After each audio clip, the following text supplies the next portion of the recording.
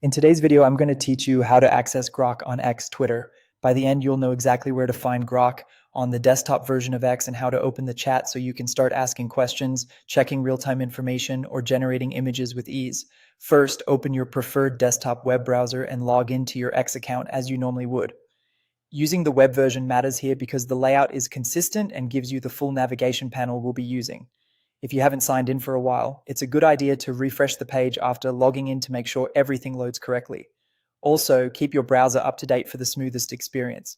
Once you're on the X home screen, turn your attention to the main navigation menu on the left side of the page. This is the vertical column that typically includes icons and labels like Home, Explore, Notifications, and Messages. If your menu looks compressed and only shows icons, hover over them to reveal the labels.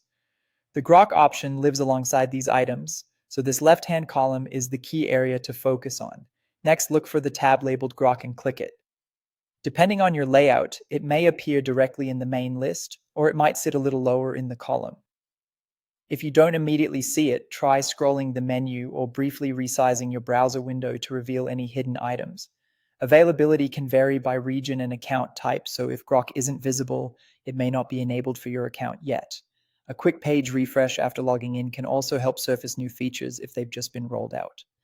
After you click the Grok tab, the Grok chat window will open. This is your workspace for interacting with the AI. You'll see a text box where you can type your prompt, and once you send it, Grok will respond in the conversation thread.